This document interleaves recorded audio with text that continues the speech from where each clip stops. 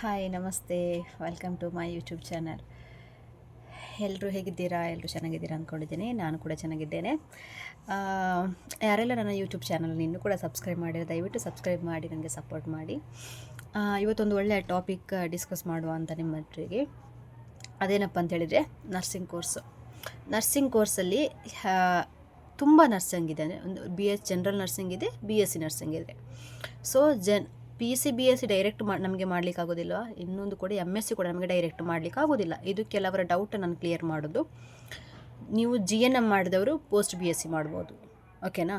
ಯಾಕಂದರೆ ಡೈರೆಕ್ಟ್ ನೀವು GNM ಮಾಡಿ ಎಗೇನ್ BSc ಮಾಡಬೇಕಂತಿಲ್ಲ. ಅದು ಪೋಸ್ಟ್ BSc ಅಂತ ಒಂದಿರ್ತದೆ. ಸೊ GNM ಮಾಡಿ ಪೋಸ್ಟ್ BSc ಮಾಡ್ಬೋದು, BSc ಮಾಡಿ MSc ನರ್ಸಿಂಗ್ ಮಾಡ್ಬೋದು. ಸೊ MSc ಮತ್ತು ಪೋಸ್ಟ್ BSc ನಿಮಗೆ ಡೈರೆಕ್ಟ್ ಮಾಡಲಿಕ್ಕಾಗೋದಿಲ್ಲ. ಸೊ ಕ್ಲಾರಿಟಿ ತಗೊಳ್ಳಿ. GNM ಮಾಡಿ ನಿಮಗೆ ಪೋಸ್ಟ್ BSc ಮಾಡ್ಬೋದು, ಹಾಗೆ BSc ಮಾಡಿ ನಿಮಗೆ MSc ಮಾಡ್ಬೋದು, ಓಕೆನಾ? ಈ ಥರ ಗ್ರ್ಯಾಜುಯೇಟ್ ಆಗ್ಬೋದು. ಆದರೆ MSc ಡಿಫ್ರೆನ್ಸಸ್ ಅದರಲ್ಲಿ ಕೆಲವರಿಗೆ, ಅಂದರೆ GNM ಅವರಿಗೆ ಮತ್ತು BSc ಅವರಿಗೆ ಯಾವ ಥರ ಡಿಫ್ರೆನ್ಸ್ ಅಂತೇಳಿ ಕೋರ್ಸಲ್ಲಿ ಡಿಫ್ರೆನ್ಸ್ ಉಂಟು. GNM ಅವ್ರಿಗೂ BSc ಅವರಿಗೂ ಕೋರ್ಸಲ್ಲಿ ಡಿಫ್ರೆನ್ಸ್ ಉಂಟು. ಬಟ್ ಹಾಸ್ಪಿಟಲಲ್ಲಿ ಪ್ರಾಕ್ಟಿಕಲ್ ನಾವು ಏನು ವರ್ಕ್ ಮಾಡ್ತೇವೆ ಅದರಲ್ಲಿ ಯಾವುದೇ ತರಹದ ಡಿಫ್ರೆನ್ಸ್ ಇಲ್ಲವೇ ಇಲ್ಲ. 100% ಹಾಸ್ಪಿಟಲಲ್ಲಿ ಪ್ರಾಕ್ಟಿಕಲ್ ನಾವು ಎಲ್ಲರೂ ಮಾಡಬೇಕಾದ ಕೆಲಸ ಒಂದೇ, ಓಕೆನಾ? ಇಂಜೆಕ್ಷನ್ ಕೊಡಬೇಕು, ಪೇಷಂಟ್ ಕೇರ್ ಕೊಡಬೇಕು, ಡಾಕ್ಟರ್ಸ್ ನೋಟ್ಸ್ ರೀಡ್ ಮಾಡಬೇಕು, ಡಾಕ್ಟರ್ಸ್ ನೋಟ್ಸ್ ಬರಿಬೇಕು, ಪೇಷಂಟ್ ನೋಟ್ಸ್ ಬರಿಬೇಕು. ಅದೆಲ್ಲ ಕೂಡ ಸೇಮ್ ಟು ಸೇಮ್ GNM ಅವ್ರು ಮಾಡೋದನ್ನೇ BSc ಅವರು ಕೂಡ ಮಾಡೋದು, ಓಕೆನಾ? ಆದರೆ ಕೋರ್ಸಲ್ಲಿ ಡಿಫ್ರೆಂಟ್ ಆಗಿರ್ತದೆ. ಯಾಕಂತ ಹೇಳಿದರೆ BSc ಮಾಡುವವರು ಸೈನ್ಸ್ ತಗೊಂಡಿರ್ತಾರೆ, ಜನರಲ್ ನರ್ಸಿಂಗ್ ಮಾಡುವವರು ಆರ್ಟ್ಸ್ ಅಥವಾ ಕಾಮರ್ಸ್ ತಗೊಂಡಿರ್ತಾರೆ PUCಯಲ್ಲಿ. ಸೊ ಆರ್ಟ್ಸ್ ಅಥವಾ ಕಾಮರ್ಸ್ ತಗೊಂಡವರು, ನರ್ಸಿಂಗಲ್ಲಿ ಇಂಟ್ರೆಸ್ಟ್ ಇರುವವರು ಜನರಲ್ ನರ್ಸಿಂಗ್ ಮಾಡ್ಬೋದು, ಓಕೆನಾ? ಆದರೆ ಸೈನ್ಸ್ ತಗೊಂಡವರು BSc ನರ್ಸ್ ಮಾಡ್ತಾರೆ, ಓಕೆನಾ? ಆದರೆ ಆರ್ಟ್ಸ್ ಮತ್ತು ಕಾಮರ್ಸ್ ತಗೊಳ್ಳುವವರು ಆಗೋದಿಲ್ವ BSc ನರ್ಸ್ ಮಾಡಲಿಕ್ಕೆ ಅಂತ ಕೇಳ್ಬೋದು. ಆಗ್ತದೆ, ಆದರೆ ಸ್ವಲ್ಪ ಕಷ್ಟ ಅನ್ನಿಸ್ತದೆ. ಆದರೆ ನಿಮಗೆ ಟ್ಯಾಲೆಂಟ್ ಉಂಟು, ನಾನು ಸಕ್ಸಸ್ ಆಗ್ತೇನೆ, BSc ನರ್ಸಿಂಗ್ ಮಾಡಿ ನಾನು ಪಾಸ್ ಆಗ್ತೇನೆ, ನಾನು ಕಾನ್ಫಿಡೆಂಟ್ ಇದ್ದರೆ so you can join BSc also, no problem. ಆದರೆ ಡಿಫ್ರೆನ್ಸ್ ಏನೂ ಇಲ್ಲ, ಹಾಸ್ಪಿಟಲ್ ವರ್ಕ್ ಮಾಡಲಿಕ್ಕೆ ಡಿಫ್ರೆನ್ಸಸ್ ಏನಿಲ್ಲ. ಆದರೆ ಸ್ಯಾಲ್ರಿಯಲ್ಲಿ ಕೆಲವು ಹಾಸ್ಪಿಟಲ್ ಸೇಮ್ ಸ್ಯಾಲ್ರಿ ಕೊಡ್ತಾರೆ, ಆದರೆ ಕೆಲ ಹಾಸ್ಪಿಟಲಲ್ಲಿ, ಈಗ NABH ಹಾಸ್ಪಿಟಲೆಲ್ಲ ಇರ್ತದಲ್ಲ, ಅದರಲ್ಲೆಲ್ಲ ಸ್ವಲ್ಪ ಸ್ಯಾಲ್ರಿಯಲ್ಲಿ ಡಿಫ್ರೆನ್ಸಸ್ ಇರ್ತದೆ.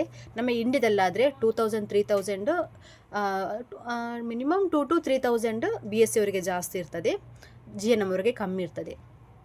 ಆದರೆ ಅಬ್ರೋಡಲ್ಲಿ 10 to 15,000 ಡಿಫ್ರೆನ್ಸ್. ಅಂದರೆ GNM ಅವರಿಗೆ ಈಗ 1 lakh ಆದರೆ BSc ಅವರಿಗೆ 1.15 ಆ ಥರ ಇರ್ತದೆ, ಓಕೆನಾ?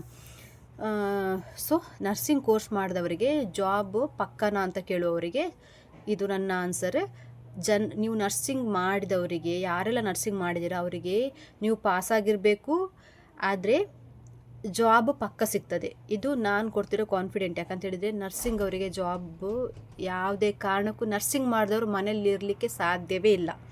ಎಲ್ಲರೂ ಜಾಬಲ್ಲೇ ಇದ್ದಾರೆ. 100ಗೆ 200% ನರ್ಸಿಂಗ್ ಕೋರ್ಸ್ ಕಂಪ್ಲೀಟ್ ಆದ ಕೂಡಲೇ ನಿಮಗೆ ಖಂಡಿತ ಜಾಬ್ ಆಗ್ತದೆ, ಅದು 100%, ಓಕೆನಾ?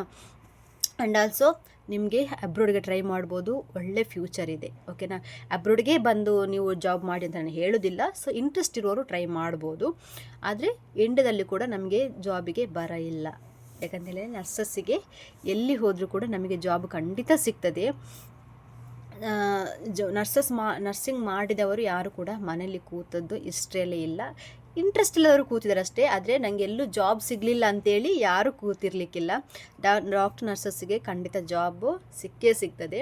ಸೊ ಇಂಡಿಯಾದಲ್ಲೇ ಆಗಲಿ ಅಬ್ರೋಡಲ್ಲೇ ಆಗಲಿ ಒಳ್ಳೆಯವಾಗಿ ವರ್ಕ್ ಮಾಡ್ಬೋದು, ನಾವು ಒಳ್ಳೆ ಅರ್ನ್ ಮಾಡ್ಬೋದು. ಸೊ ಯಾರೆಲ್ಲ ನರ್ಸಿಂಗ್ಗೆ ಜಾಯ್ನ್ ಆಗಬೇಕು ಅಂತ ಇದ್ದೀರಾ, ನೀವು ಅಂದರೆ ಹ್ಯಾಪಿ ಮೈಂಡಲ್ಲಿ ಜಾಯ್ನ್ ಆಗಿ, ಯಾವುದೇ ಒಂದು ಭಯ ಇಲ್ಲದೆ ನಿಮ್ಮ ನರ್ಸಿಂಗ್ ಕೋರ್ಸನ್ನು ಕಂಪ್ಲೀಟ್ ಮಾಡ್ಕೊಳ್ಳಿ, ಓಕೆನಾ? ಯಾವುದೇ ಒಂದು ಕಷ್ಟ ಆಗ್ತದೆ, ನೈಟ್ ಡ್ಯೂಟಿ ಇರ್ತದೆ, ಆ ಥರ ಯಾವುದು ಅಂದ್ಕೊಳ್ಬೇಡಿ. ಯಾವುದು ಕೂಡ ಸ್ಟಾರ್ಟಿಂಗಲ್ಲಿ ಸ್ವಲ್ಪ ಕಷ್ಟ ಆಗ್ತದೆ. ಒಂದು ಫಸ್ಟ್ ಇಯರ್ ಅಂದ್ಕೊಳ್ಳಿ, ಫಸ್ಟ್ ಇಯರಲ್ಲಿ ನಿಮಗೆ ಸ್ವಲ್ಪ ಕಷ್ಟ ಆಗ್ಬೋದು. ಆದರೆ ಸೆಕೆಂಡ್ ಇಯರ್ ಬರುವಾಗ ನಿಮಗೆ ಹ್ಯಾಪಿ ಆಗ್ತದೆ. ಓಕೆ, ನಾನು ಬಂದು ಸಾರ್ಥಕ ಆಯಿತು, ನಾನೀಗ ಇಂಪ್ರೂವ್ ಆಗ್ತಿದ್ದೇನೆ ಅನ್ನೋದು ಮೈಂಡ್ ಸೆಟ್ ನಿಮಗೆ ಆಗ್ತದೆ. ಸೊ ಎಲ್ಲರೂ ಕೂಡ ನರ್ಸಿಂಗ್ ಇದು ಯಾವುದೇ ಒಂದು ಟೆನ್ಷನ್ ಇಲ್ಲದೆ, ಸ್ವಲ್ಪ ಟೆನ್ಷನ್ ಆಗ್ತದೆ, ಆದರೆ ತುಂಬ ರಿಸ್ಕಿ ಅಂತಲ್ಲ, ಸ್ವಲ್ಪ ಟೆನ್ಷನ್ ಇದ್ದೇ ಇರ್ತದೆ. ಹೇಗೆ ಮಾಡೋದು ಆ ಥರ ಎಲ್ಲ ಇರ್ತದೆ. ಸೊ ಅದಕ್ಕೆಲ್ಲ ಭಯ ಪಡೋದು ಬೇಡ. ಸೊ ನರ್ಸಿಂಗ್ಗೆ ಜಾಯ್ನ್ ಆಗಿ ಎಲ್ಲರೂ ಕೂಡ ಒಳ್ಳೆಯಾಗಿ ಅರ್ನ್ ಮಾಡಿ. ಓಕೆನಾ? Thank you.